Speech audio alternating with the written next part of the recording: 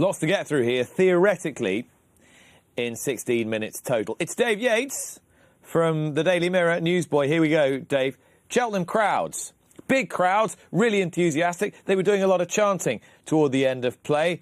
Great atmosphere, or not for me, thanks? Not for me, thanks, personally, but let me tell you why. I mean, I think that there was a lot of football chanting. They were singing Early May, you know, the whatever that song was from the early 80s. And also the more recent one about I want to sit here drinking all the beer, I don't want to go to work sort of thing. The atmosphere of sporting events is often defined by the noise that's made. And if people are screaming and shouting for winners, that's defined as a great atmosphere. And sometimes if people are singing football songs, others don't like that so much. I hope there's room for a middle ground here. Obviously, when you've got a gang of lads, and it is very largely male racegoers who were singing, they've been on the lash all day. Many of them, let's face facts, have been on the bugle too. And so I've no idea what you mean. It's hard to go up to them and say, would you mind, please, not singing? There's a parallel here between cricket and racing. In horse racing, you can have the anoraks who are by the paddock making notes. In cricket, you have the people with their Bourne's Empire scorebooks who are writing down every dot ball. At the other end of the spectrum, you've got the barmy army who can be raucous and a terrible bore when you're trying to just watch the cricket in peace. I don't take a Bourne's Empire scorebook to cricket matches. But the vast majority of people are at neither end of that extreme. Yeah. There aren't many people in fingerless gloves making paddock notes at Cheltenham, whatever. So the argument is a kind of boisterous atmosphere, and nothing wrong with that. Is that going to deter people from going to Cheltenham, or is this just the kind of crowd that the sport is now embracing, encouraging? Is there anything wrong with that? There's nothing wrong with it. You asked me, was it for me personally? And personally, it's not. You know, I like lots of hollering and shouting. I don't like repetitive singing for an hour. I find it personally a bit of a bore. Would it stop me going to a major racing festival if I weren't working there? Well, no, it wouldn't. But, you know, it's incumbent on everybody who goes to the races to behave with consideration of others. And if there are people next to you who are there for the racing and you suspect that they don't want an hour of one song being sung over and over and over again, well, maybe desist from doing that. As I say, it's something that's impossible to please. You can't say to somebody, you're fine to shout but don't sing, or you can sing but can I see your Associated Board grade 5 exam to ensure that you're doing it at a sufficiently high standard. It's impossible to please.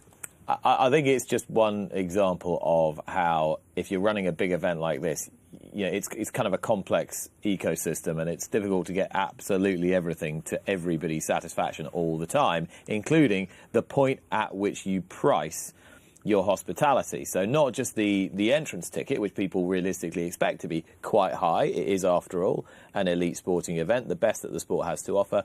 But when you're charging people 14 quid for a gin and tonic, or maybe more, or whatever it is, 7 quid a pint. I'm pulling examples anecdotal examples out of thin air. You know, not being able to get tap water, you have to pay for water in some of the corporate areas. Right. So that sort of thing, is it, well, we can charge what we can because we can, and we need our task is to make as much money as possible. Or at some point, you kill the goose that laid the golden egg. Yeah, well, you will do if you carry on like that. You have to behave with respect for your customers, don't you? Now, in saying that, if you go to the Cheltenham Festival, Royal Ascot, the Golf, the Open, Wimbledon, the British Grand Prix, you're going to expect, I think... You're going to be charged just some that, people aren't you? will, you know, I got pelters for saying I didn't think 7 quid for a pint of Guinness was outrageous. It's all right for you on your press room gravy train, freeloading, you're not having to pay all week. I'm ignoring that.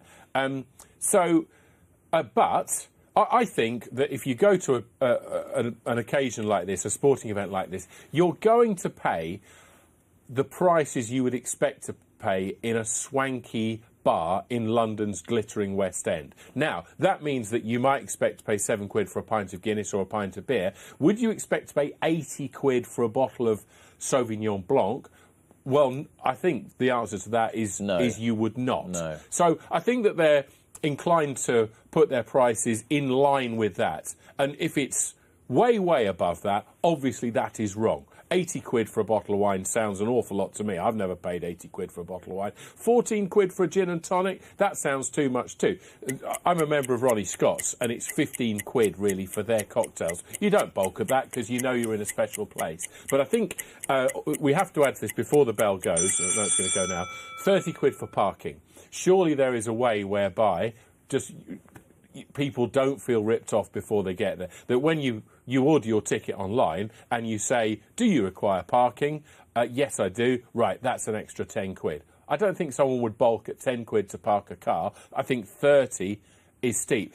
Also, before we move on, we're not just talking about prices, we're talking about a customer experience too. And there were lots of voices that said too few bar staff, too few toilets, crowds too big. Well, too few places to sit down. That's another thing, isn't it? But well, I don't know how you do that. I don't know how you do that, but I do know how you staff a bar properly, and you staff it with enough people who know what they're doing. I've been to, sorry to pour out Lingfield, for example. I used to go to Lingfield a lot on a Saturday night where, again, there were 2 or 3 students behind the bar, and it was the devil's own job to get served. Go to, say, I've been to a European night at Spurs when they lost 1-0 to Ajax, and a huge crowd were getting served pints very, very quickly and very efficiently. So one is the prices, and the other is the customer experience. And I think that, I don't know about giving everyone a place to sit. I think that's difficult. No, I'm not saying you should. I'm just saying there is no, but it is difficult when you have huge numbers attending a sporting event to make sure everyone is in comfort. But with regard to serving them drinks and giving them a place to go when they need to go to the toilets, then that's something, obviously, that not only Cheltenham, but every racecourse, everyone who organises a major sporting event has to make sure they get right. Got to get the watering holes sorted out. Got to get your waterworks sorted out. You've also got to get your watering sorted out. OK, that's why you get paid the big bucks. I don't know. So should he have watered or not? He definitely should. A clerk of the course, their success rate or their approval ratings are index linked to weather forecasters' success, aren't they? They rely on weather forecasters. If the weather forecasters get that wrong... Is it still John Ketley? I'm not sure. No. But you're wasting time. If the weather forecasters don't get it right, the clerks of the course come in for flack. There was rain forecast, so I didn't water. Right, now we've got fast ground because it didn't materialise. I'm pulling my horse out. John Pullin said that the forecast was at the bottom end 1 to 2 and at the top end 8 millimetres. That's what he told me when I went to him after Paul Nicholls had pulled out Brave Man's Game and obviously wasn't very happy with things. And he said that those are the forecasts. Now, in the end, 21 millimetres of rain fell. That just takes it. Four horses were killed at the meeting too. Yeah, you're right. That rendered it irrelevant how much rain he'd had. Say there had been somewhere in the middle of that, between 2 and 8. Say there'd been another 5 mils of rain. The difference between the ground that you got and the ground that you would have had he not watered would have actually been possibly quite significant. With an inconsistent forecast, if you have to maintain safe ground. Mm-hmm. If you had track records broken on the first day of the meeting, which there was certainly one, wasn't there? Arguably, yeah. Right, okay. There was a hand time because the mechanism had broken, but the general consensus was that the ground was quick enough. If that 1 to 2 millimetre forecast comes to pass, you've got to put some water on. Okay. 4 horses died at the meeting. We think that is, quote-unquote, acceptable because the risk management within horse racing is extremely good. But that it isn't so good if you're providing ground that's unsuitably quick or quote unquote dangerously quick because you didn't water because you thought there might be a bit more rain, and then it was only one to two that arrived. And Ian Renton, the boss at Cheltenham, has come out in staunch defence of John Pullen's policy to water on the Tuesday evening into Wednesday, when then there was that extraordinary deluge and the ground would almost certainly have been heavy come what may.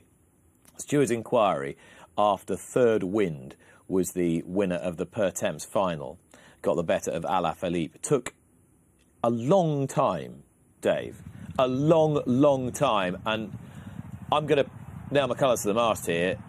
Fine, all right, if you want to do the klaxon and say there's a steward's inquiry because the two horses have drifted off a true line. One look at this on the head-on should have been, I would contend, enough for a good panel of stewards, marshalled by the very experienced Sean Parker, to say, don't need to do anything more of that. On we go, klaxon.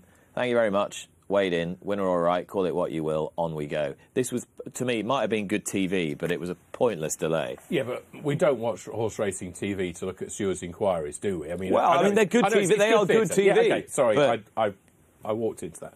It's good theatre.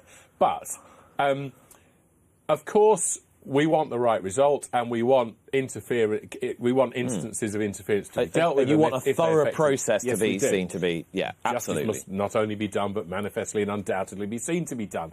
But this took, in an era where British racing is so aware of the need to keep recycling punters' money to pay out so that it comes back through the window as quickly as we can get it, this seemed very, very strange to my way of thinking.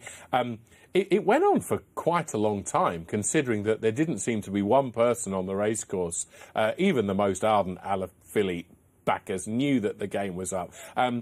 A word about Paddy Brennan. I know it was obvious, but it's brilliant when someone goes. You know, when you're used to watching sports men and women trying to con officials in football, sometimes in cricket, all over the place. A guy who goes and says, well, there wasn't any interference, and I can't claim there was. I play sport fairly, and that's it. I know that people want the jockeys' contributions to be taken out of stewards' inquiries, but that was one that I think is worth treasuring. When Tiger Roll was beaten by Delta Work at the end of the cross-country, I was so lost for words by how this had played out, even though it was entirely foreseeable beforehand. The only thing I could think of saying was, what did you go and do that for? Now, I'm torn here, Dave, as to whether I think Tiger Roll should have been allowed his glorious coronation, or whether good on Jigginstown for running the best horses they had in the race and let it play out how it plays out. Well, the latter view is... Right, you're a massive Arsenal fan, right? I'm a massive what? Arsenal fan. Right, massive sorry, good. Boy. Man and boy. Not massive boy, man and boy. When Ian Wright retired from Arsenal, left Arsenal, his last game, if he had danced through the defence of the opposition and the goalkeeper had done a sort of Grange Hill style dive over the ball so that Wrighty could mark his last appearance, it would have been at Highbury, with a goal. What use is that? We want to watch competitive sport. Cheltenham's not about coronations. It's not about all must-have prizes. It's not about weepy endings for a great horse who's made a magnificent contribution to National Hunt Racing over the years. He's 12 years old. He was beaten by a 5-time Grade 1 winner. He wasn't good enough. Now, it's not about manufacturing fairy tale endings. It's about watching the best horses run against each other. Same as every sport. As I say, you would have complained bitterly if Ian Wright had been allowed to score that goal when you went to Highbury to watch his final appearance for the Gunners. I caught Michael O'Leary's eye the next day, and I just sort of smiled at him and just sort of half shook my head, and he just smiled back at me and sort of went like that. I mean, but he obviously recognised the sentiment, but I don't think he cares, but he doesn't. He would do it. He would do it all over again. It was an excellent interview with Lydia after that race when he was clearly moved. There's no doubt about that. But I just don't get this. I can't believe I'm saying this, but I think we've all gone soft. That it's not about getting out a handkerchief and waving Tiger Roll-Off because we let him win his 6th race at the Cheltenham Festival. Who wants to win when people let you win? That's not what sport's about. That's not what life or competition is about. I sound like some rabid Tory MP. I apologise. It's all good because there's a slot waiting on Dave for Dave on GB News after we finished, or Talk Radio maybe. Right, whip bans. There weren't many, were there? Well, by my reckoning, and this is not something I kept a record of during the week, but looking through the stewards' inquiries, I could find just 2. I hope I've got that right, but... So Patrick Mullins Patrick Mullins got 4 days for Billaway. I think he went 1 over. He went 1 over, I think. 9 was the strike count. Has he got up to beat my selection in the... Did you feel cheated by his excessive use of the No, whip? I did not. I am a staunch defender of the use of the Procush whip in horse racing. I think the idea of disqualification for what going 1 over, 2 over, 3 over is an absolute nonsense, and I was happy to take my medicine, however bitter it might taste at the time. The other one, I think, was Jordan Gainford, who got 5 days for Eclair de Beaufort in the county hurdle. And so what does this tell us with the whip stuff round the corner? It tells us that the jockeys are listening. It tells us that the whip rules are working. It tells us that the jockeys are listening, doesn't it? Because it's the same whip rules that have been enforced for a few years, but there are far fewer offences this year. Well, it tells us that the rules are working because the jockeys are listening. Yeah. I think we can both claim to be right there. And what does this tell us about what the whip review group are going to come out with in the autumn? People who watch this programme know what I'm going to say. I think that the numbers are ridiculous, and I think that when a thoroughbred steps out on a racecourse, particularly a jumps race, then having its backside, and I think not its stifle, but its backside, its thigh essentially, hit with a piece of compressed foam is the least of its worries. And I beg that the whip... is it a steering group or a review group? What's the actual title of it? Whip review group. Yes. I beg that they don't go crazy with this and can look at results like this. 28 races over the biggest jumps meeting in Britain or in Ireland, and 2 jockeys, according to my records, transgressed the rules.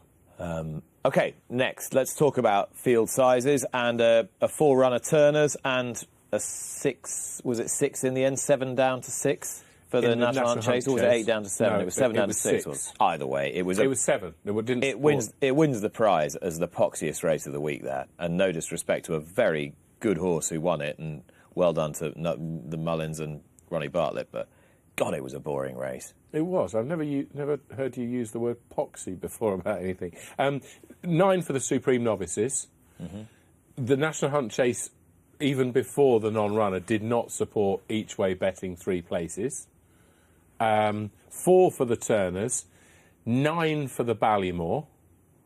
OK, big field for the Albert Bartlett. I think it was about 19. Oh, decent enough field for the Arkle, for the 2-mile novice chase, 11 or 12. 11 for the Arkle. Brown had a decent field, didn't it? 8 for the Mayor's Chase, which... Brown Advisory, the old Sun Alliance chase, that had what did that have? Quite a few. That was long 9. presser. Yeah, well, that wasn't bad. So that was OK. Yeah. But they're at the bottom end, aren't they? I mean, to have a National Hunt Chase that when you have the decks for it, there are just 7 of them, is extremely disappointing. The reasons for this, as we know, are various. Lots of the, particularly with the Grade 1 races, if all those horses weren't in Clasutton and they were maybe in bits of Lambourne, those horses would very likely go to the Supreme Novices or the Turners or wherever it might be, rather than go to handicap options elsewhere at the meeting, wouldn't they? So that's one reason, the fact that Gordon Elliott and Willie Mullins particularly train millions of horses. It's disappointing. The Turners Novices Chase it produced a very dramatic finish. What would have happened if one of those horses had come down during the first half of the race? Yeah. Well, it would have been a yawn fest, wouldn't it? I mean, people would have gone to the bar during that race to pay £7. Well, for the 3-6 race as it now Guinness. is a complete yawn fest. It's too similar to the other race. That's the problem. You've got to have enough variety in the races, particularly at Grade 1 level. Otherwise, you simply don't have the horses to go round. Oh, don't tell me. Tell Jockey Club Race. And it's false equivalence. If you're saying that the 3 mile 6 race is a Grade 2 and not a Grade 1, don't treat it like, don't encourage people to treat all these races the same. Have a decent sliding scale of money and prestige so that trainers are not encouraged to run horses who should be running in the Supreme Novices in the Martin Pipe or the County Hurdle or whatever, and they're not encouraged to run a potential Gold Cup horse in the 3 mile 6 novice chase, which is supposed to be for marathon chasers. But or is it? So you're to try and cater for as broad. What happened to the National Hunt Chase was classic knee jerk, and it was an instance of the BHA being obsessed about how things look and not giving a tinker's cuss for how things actually are. And I know I'll get a message over saying that, but that's my belief.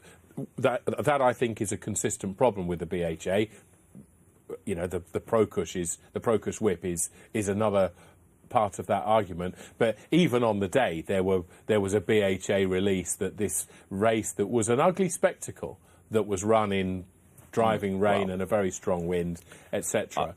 But I've seen enough ugly spectacles for the Grand National and the Ida over the years, but it doesn't stop them being what they are. Anyway, on we go. 5 days of Cheltenham. Ha ha! And here we go again. Can I just pull out what I said a couple of weeks ago about this? Yeah. No, it's rather worryingly. Actually, let's take this seriously. Has anything you've seen over the last few days either enhanced or diminished the case for a 5-day festival, particularly given the huge crowds, the huge appetite for the event, and the undoubted ability to pack out another day with 65 or 70,000 people that would yield an enormous return to Cheltenham, the Jockey Club racecourses, and the sport as a whole, simply by adding maybe a race or two. An enormous short-term cash injection, because we don't know what would happen down the future, down the road. But people said this when they went from 3 to 4. And if you went and did a retrospective study on how much more money the sport has made by going from 3 to 4 after 20 years of it being a 4-day festival. OK, well, they didn't reduce the number of races to go from 3 to 4, did they? They kept them, I think... no, they added races. They added the Martin Pipe. They added races. This time, it's going to go down from 7 There was no clamour for a juvenile handicap hurdle back in 2005. It's going to go down from 7 to 6. From the point of view of as a racegoer, this year you've gone to see 7 races. You are then seeing a reduction in your entertainment by 14%. Long term, will people wear that? It's not supported by the field sizes. It's supported by having massive crowds. But I'm going to try and make this in 20 seconds. The argument, it's often presented this. The pragmatists who want to get as much money in, we need it, long-term support racing financially, and the romantics on the other side who want to make their paddock notes about races that actually matter, not a veteran grey mare's chase for horses whose names begin with the letter X, right? But long-term, is this a true picture? If you make the Cheltenham Festival Britain's greatest race meeting and its most interesting meeting, if you make that less interesting, less compelling, then long term, and I'm not talking about the next few years, long term with regard to attendance on course and turnover, what's the consequence of that financially long term, making it less interesting, less compelling? Will people eat swill if you put it in front of them no matter what? Or will they say, it's not as good as it used to be, I'm not going, or, you know what, that veteran grey mare's chase whose names begin with the letter X, I'm not going to bet on that because it's just not compelling. Early, mate. Early, mate. Those were this week's talking points.